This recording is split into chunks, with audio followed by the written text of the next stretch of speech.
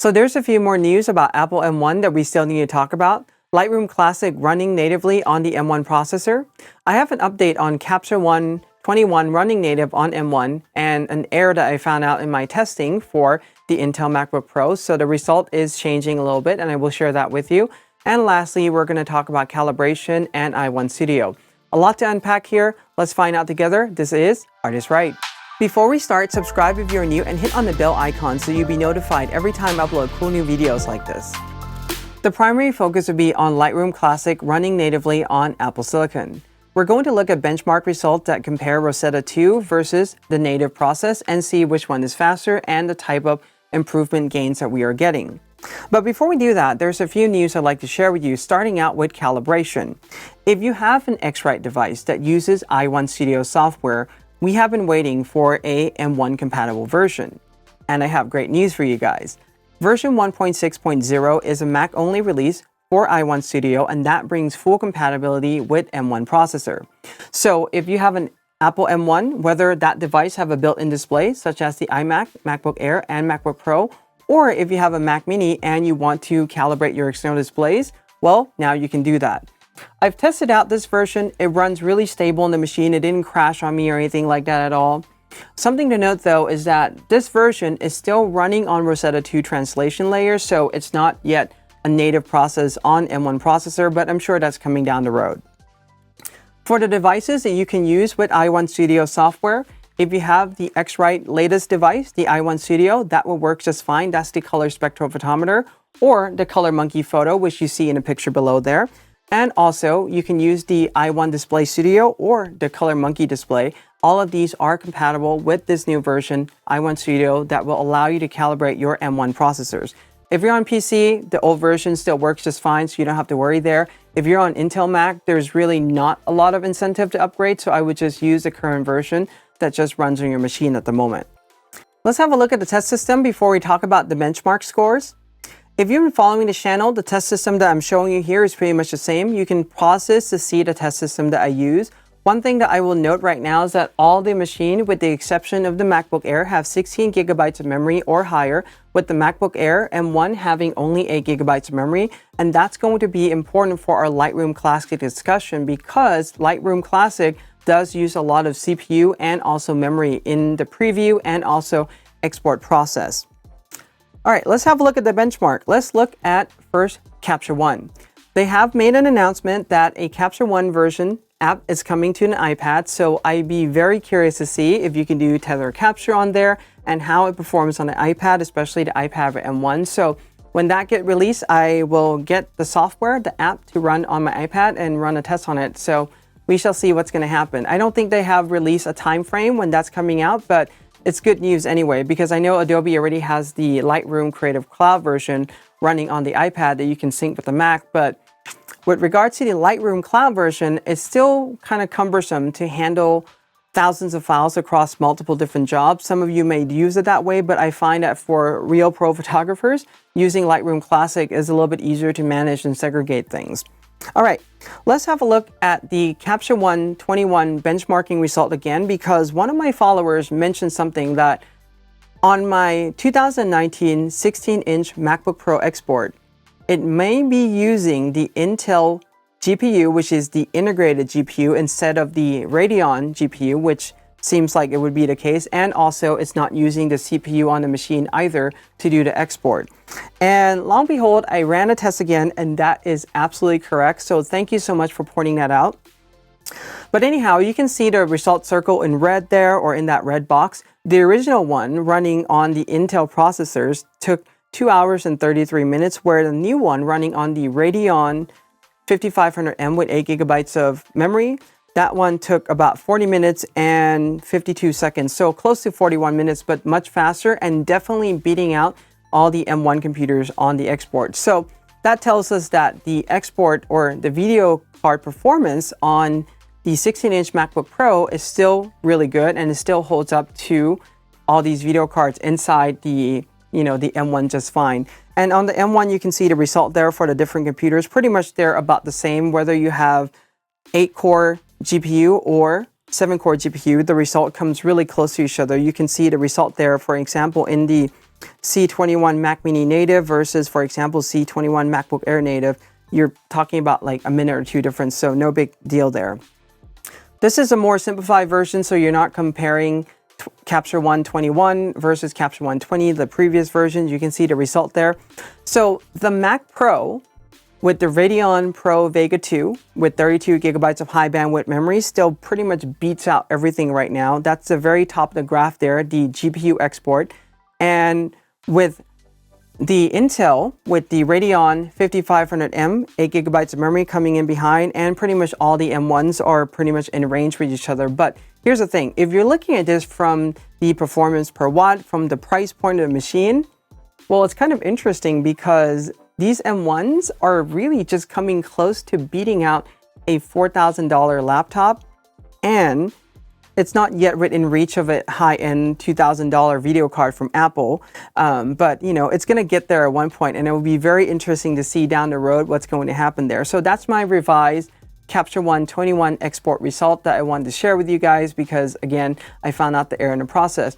And this is something that I found out with Capture1 too, is that if you upgrade from the old version, you definitely want to delete the core image portion of the program and have it run a hardware acceleration again, because even though it did ran it on my Mac Pro as well as the MacBook Pro laptop, for example, the Mac Pro was just using the CPU for export when I ran the test initially. So it doesn't always detect the right hardware, and that's just something to keep in mind. So if you notice it running slow, I would just delete their core image. There's a guide on their website how to do that and launch the program again, and it will reinitiate the hardware acceleration again, and you should definitely do that.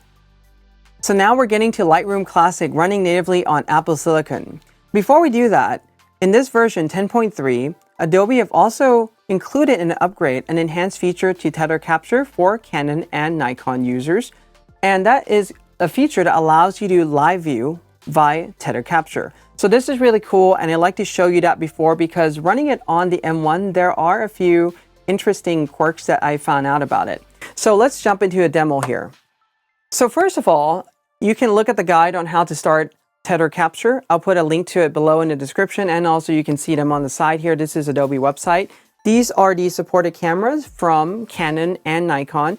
It's interesting because there's only 4 Nikon that is supported at the moment, and for instance, their new Z, for example, Z6 and C7, the Mark II version, is not yet supported, and Nikon Pro cameras, the D5, D6 is not supported, so only the 850 and D500 are supported. On the Canon side of things, pretty much you have, for instance, Canon 7D that's supported, but not the 7D Mark II, which is a newer one. And also, you don't have any of their mirrorless that is supported yet. So very interesting things happening there, but I'm sure that the support for different cameras will come down the road as they're building this feature out. All right, so let's jump into Lightroom and do a tether capture live view demo and see how this runs on Apple Silicon. So I'm in Lightroom right now. This is Lightroom Classic 10.3. This is running native on Apple Silicon. I'm going to go into File, Tether Capture, and Start Tether Capture. And the moment we try to do that, we're going to get this dialog saying relaunch to access Tether Capture. Essentially, the Tether Capture portion in Lightroom is not running natively on Apple Silicon yet. So what we need to do is relaunch the software so that Lightroom can start in the mode that uses Rosetta 2 translation layer in order to get this working. I'm going to click on Relaunch. And my Lightroom is going to prompt me to choose a catalog because I set it up that way.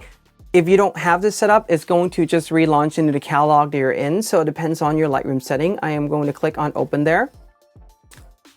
So now Lightroom Classic is relaunched, and this is running on Rosetta 2 translation layer. I'm going to File, Tether Capture, Start Tether Capture, and we should be able to get that studio session dialog, Tether Capture session. That's perfect. I'll click on OK, and I have my Nikon Z7 here. This is not the second generation or anything like that. The camera's on. We'll wait a moment for Lightroom to detect the camera, and it did. So right now, what I can simply do is, let's move this around. I can fire the shutter. That's not a problem at all. But what I can also do here is click on Live, and this is going to give me a live view. So in live view here, what I can do is go into full screen mode, for instance, and I can rotate this around, depending on if I have the camera set up horizontal or vertical. This is going to be really helpful. For example, if you're on the set, if you're doing architecture and your camera is back into a corner and you need a way to control your camera, this is really useful, especially built into Lightroom. So I'm going to make this a little bit smaller, And let's adjust the size a little bit here. So we can see that Rick on top of my i1 Display Pro Plus is not the sharpest. So what I'm going to do is I'm going to click on AF, and you can now see Rick coming into focus. So you can also use Lightroom to control focus on the camera. I'm not sure if this is going to work across all the cameras or not, but I know it works on Nikon C7 mirrorless, and that is a really cool feature. So anyway, Live Tether Capture or Live View Tether Capture can run on Apple Silicon M1. If you have an Intel Mac or if you have a Windows machine, you're not going to have any problems. But if you have an Apple Silicon Mac, you have to relaunch it for it to restart the process with Rosetta 2. Now, the great thing about this is, for instance, once I quit this, for instance, I'm done with this session and I quit Lightroom Classic. And let's say I come in and relaunch this again. I'll show you this by going to File, Tether Capture, and Start Tether Capture again. And it's now showing that I need to relaunch this again in order to have the program start in Rosetta 2. So once you quit the tether caption, once you quit Lightroom, the program reverts itself back to running on M1 Native, saving you a step to go in and check, use Rosetta, whatever that is, from the application folder by doing the Get Info view. So you don't have to do any of those. A step there that they definitely did help you and make the process and the transition a lot more seamless. So that's a really great thing. All right, let's jump back into our Lightroom performance review and let's have a look at some of the results that we were able to get from my testing. So Lightroom Classic running natively on Apple Silicon M1. This is the moment that we have been waiting for. It is the moment that I have been waiting for. And one thing that I will say though is that right at the very beginning, when Apple Silicon M1 was coming out, I mentioned I got the Mac Mini M1 and I ran a test on it. And I said that we're not going to see a 2-time performance increase. We'll probably see a 1.5 at the very most. And boy, am I right. So let's have a look. Okay, so these are the results comparing so many different machines. You have the Mac Pro at the very top there. This is pulling in and rendering one-to-one preview. This is 1,000 files, Nikon D850, 45 megapixels. So they are quite hefty files for the program to really churn through. You have the MacBook Pro right below it, and then you have a few results for the Mac Mini M1. So you can see there, the first one is Mac Mini M1, November 2020. This is pretty much the first time that I got the machine, and the first time that all of us were able to get our hands on the M1 processor. And at that time, the operating system and also Lightroom and Rosetta 2, they weren't necessarily running fully optimized yet. I mean, we're running on Big Sur 11.0, so there were quite a few bugs happening. So the next line you see there, Mac Mini M1 Rosetta. And by the way, I'm using the term Rosetta. I know it is Rosetta 2, but if I have to say that every time, it's just going to be so redundant. So I'm just going to use the term Rosetta here. So Mac Mini M1 with Rosetta, that's the line that you see in red. In fact, just only a few weeks ago when I ran this test, you can see that the time has also improved just running on Rosetta itself. So there is quite a bit of improvement there. But when we get to the native processes, we're now seeing about, I would say, a 3 to 5 minutes improvement in export time or in the rendering preview time. So it's not anything to really be running home about here. That means that in the interim, what have happened in these past few months with Adobe releasing Lightroom Classic 10.2 and also Apple doing a lot of bug fixes on Big Sur and doing all these dot release and improvement to Rosetta 2 translation layer, the programs are now kind of somewhat optimized, and turning it onto the native process does give you improvement, but not quite as much as we were expecting. So let's do this. This is going to be much more interesting to see the performance improvement. So the bar there at the very top, that first pair, if you take a look from November 2020 to today running on the native processes, we're gaining about 1.5 times improvement. That's a good thing, right? But if we compare the recent Rosetta tests on the Mac Mini, the 24-inch iMac, and the MacBook Air, you can see that right there, we're gaining about 1.13, 1.2, or maybe like 1.3 times performance improvement. Is it great? Yes. Is it, blowing everything else out of water? Not quite. And one of the things that I see in Adobe marketing is that they said this is 80% faster when running on native Apple Silicon.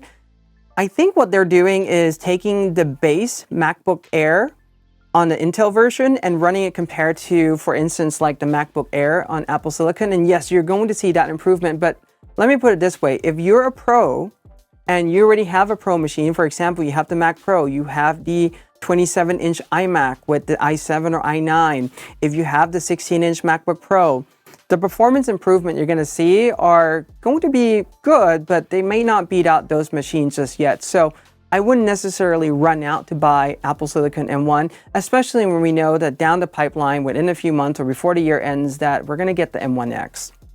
All right. So that being said, you can see some of the performance chart, and this is pretty much just looking at the results. So the Mac Pro with 12 core right now, because it has a lot more cores, or 4 more cores, and it has a lot more memory though, 96 gigabyte. So as we start to go down this list, the one great thing that's interesting here is that these M1 processors, the one that has 16 gigabytes of memory, it's slightly beating out the 2019 16-inch MacBook Pro by about a minute, a little bit over a minute. And that is very interesting because that MacBook Pro costs $4,000 compared to if you would have just gone out and get an equivalent spec or one that can come close to it in terms of memory, storage, and everything on these M1 is pretty much going to be about like half the price. So the performance is good, but here's the thing. If you're waiting for a portable Apple M1 with a larger screen, the best thing to do is just to wait, because if you have to sacrifice your workflow by working on a 13-inch display when you really want a 16-inch, it doesn't really make a lot of sense. So I would still tell you to hold off, even though you can beat that out right now. If your machine works, just keep it for a few more months. You know, I know that something is coming down the road. I don't know exactly what's coming, but I know that they're going to release a more powerful Pro processor and Pro machine. So that's going to be very interesting to see there. Now let's have a look at the export result. This is 1,000 files, the same D850 doing the export.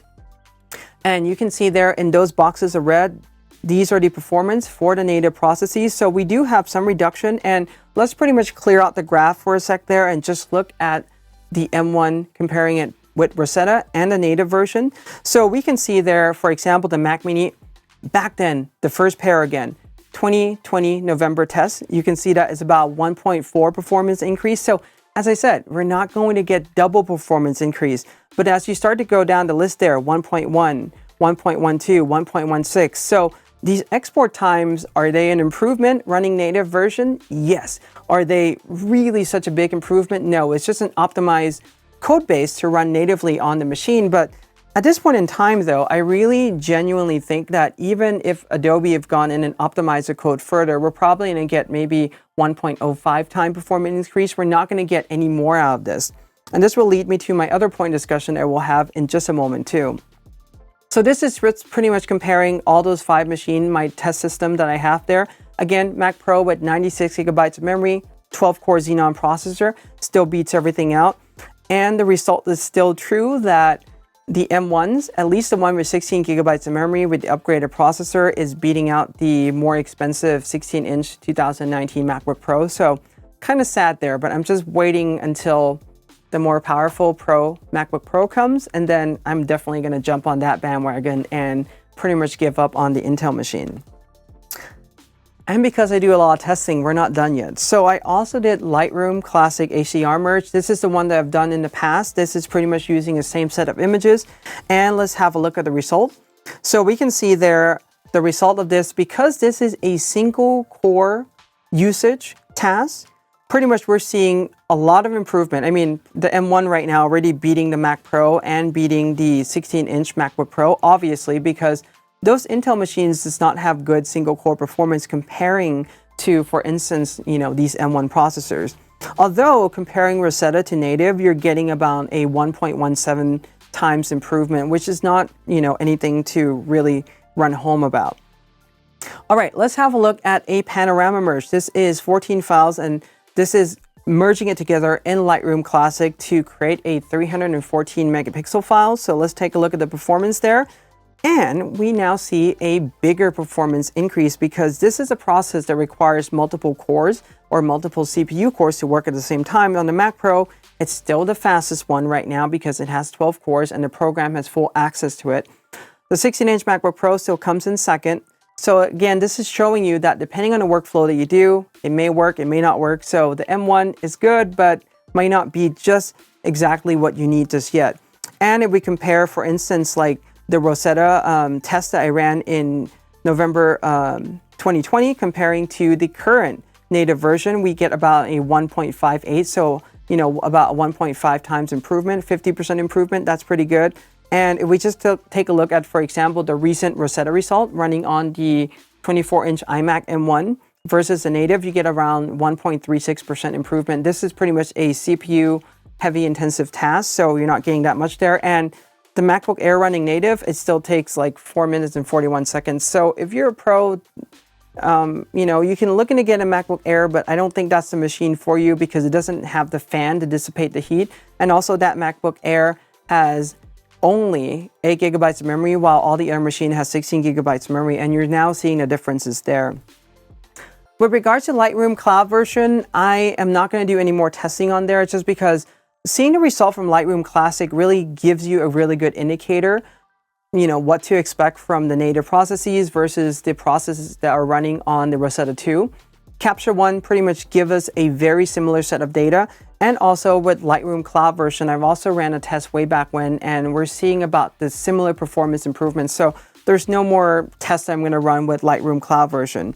With regards to Photoshop, I think at this point in time, I'm going to suspend the testing. If you really want to see a Photoshop comparison similar to what I've done in the previous videos, just let me know. If I have time, I will definitely put that test together and publish the result. But otherwise, Photoshop has been running natively on Apple Silicon M1. And, for the most part, depending on the tools that you use in Photoshop, some of them will tax different part of a system, but everything seems to be working just fine. And there's really no point, going there to visit that. All right, so my thought about this entire thing is that we have reached peak M1. And I mentioned this in my last video where I reviewed the 24-inch iMac and also Apple Silicon M1, that anything that's going to come that will run native on the M1 now compared to Rosetta, we're going to see anywhere between between an equivalent performance to about a 1.5 performance increase, but we're not going to see anything any more than that per se. At this point in time, if you have something that is running natively on Apple Silicon already, and if the software company gone in and optimized the code further, I think that you may see a 1.1 performance increase, but you're not going to see anything like a 1.5 or anything like that anymore. So we have now reached peak M1. That means we're seeing the full capability, and you can see from this Lightroom export chart that this is now showing us that the performance increase between what we're getting out of all these are not, the big blowing everything out of water as we were expecting. So best MacBook Pros right now. My recommendation is the Mac Mini M1. If you want to jump on the M1 bandwagon right now, if you don't want to wait, the Mac Mini M1 is great. Also, the MacBook Pro M1. I would skip the MacBook Air. The iMac, you can get it if you really want one that has a really great display built in. But, personally, I'm a pro. I like to use external display that has hardware calibration. So that's something that you want to keep in mind there. And the other thing about the 24-inch iMac is that any process that I've run on these exporting, the moment I start hitting on the export key, within a few seconds, the fan would just spin up. Where the Mac Mini M1 just pretty much runs silently all the time, even though the fan is running, but it is silent. So if you don't mind the noise, the iMac would definitely be the machine to look at. But if you want a really silent machine and use it with a great display, I would definitely consider the Mac Mini M1 instead. Avoid the MacBook Air because it does not have a fan to dissipate the heat. So even though you get a higher performance one, the heat would just be passive dissipation through the chassis of the machine itself. And that may not necessarily be the best thing that you can use for a pro machine. And one more thing I want to add too is that MacBook Pro and Mac Mini, the price are pretty much almost the same, or they're like only a few $100 of each other. Just go with the MacBook Pro. You're going to get a much better performance out of it. Minimum specs I recommend. This is pretty much the same thing that I've shared with you guys before. Upgrade to the 8-core CPU, 8-core GPU version, even though it only costs $200 more, and the performance, for example, in Capture1 is so marginal, but just get that just in case, for instance, they're able to just squeeze some extra performance out of there. You want to make sure you have the extra headroom in the future. RAM, definitely go with 16 gigabytes. If you're a pro, if you're using any of these pro apps, I mean, this is a no-brainer. That there should not be any more questions in any forum like, hey, I use these pro apps. Should I get 16 or just 8 gigabyte will do? Because one thing I'll tell you right now is that on a machine, for example, the MacBook Air that has 8 gigabytes of memory, while I'm running export tests on MacBook Air, I'm monitoring Activity Monitor. And on the machine with 8 gigabytes of memory, the machine is constantly swapping memory to the SSD. Whereas on a machine with 16 gigabytes of memory, the swap does happen, but to a much smaller degree. So that's another thing that you want to keep in mind too as you're configuring these machines. And lastly, SSD size. Minimum 512. You don't want to go anything smaller than that because it gets really cumbersome quickly. 1 terabyte, if not 2 terabyte, is kind of like going to be the happy medium for a lot of people. And I definitely recommend that you back up your SSD really well, the one that's built into the machine, because if something happens to the machine, you can't just pull out the drive and recover the data very easily anymore. It becomes a cumbersome process. So if you have any of these M1s or any of the Apple computers in recent years, just make sure you have a good backup for whatever you have stored in the system, because if something happens to the machine, you don't want to be paying somebody a lot of money to recover the data for you. Anyway, that's my overall thoughts about this whole process in M1 and Lightroom Classic running on the M1 processor. It's fairly impressive. The performance improvement is within line what I expected. I don't know what you guys expect, so you can let me know. But I hope that you find this video helpful. If you have any questions or comments, leave them below. Give this a like, subscribe, and hit on the bell if you're new. And until next time, well, in art we trust.